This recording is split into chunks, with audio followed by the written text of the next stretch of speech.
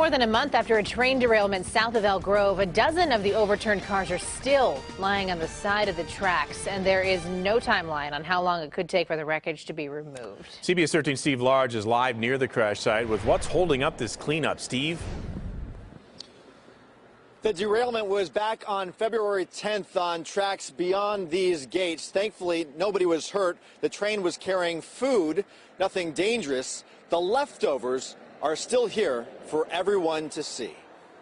From Highway 99, the pile of freight train wreckage still here is hard to miss, sitting in stark contrast to the fields of farmland. From a distance, this has become an unplanned part of the landscape. And here's what this wreck looks like up close. Weeks after this crash, these cars are still sitting here. You can see some sitting on their sides, others at an awkward angle resting on trees and rocks, and one pushed off the tracks you can see standing on its end 3 stories in the air. A massive plastic tarp was placed over a lot of this wreckage, but the weather has torn through it. You can see through some of the tears what's been sitting here for about a month: tomato paste that this train was carrying. And right next to this mess, you can see what led to this wreck: land ripped in half, leading to this massive sinkhole.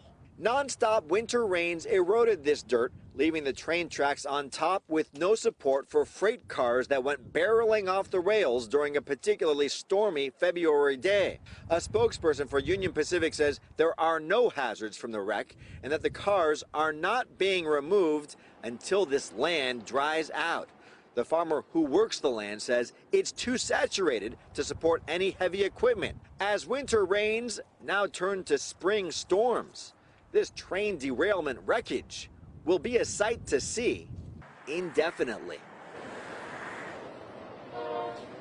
And I don't know if you can make it out, but there is a Union Pacific freight train that is using this stretch of track right now. It is a very busy section of train track that is now repaired, but it's been 5 weeks and counting now since that one derailment, and it could be sometime before the end of summer, before that land dries out and they can get those derailed cars finally off the side of the tracks. All right, Steve, thanks so much. Live for us tonight near Elk Grove. And yes, we did indeed hear the train in the background. In the wake of the deadly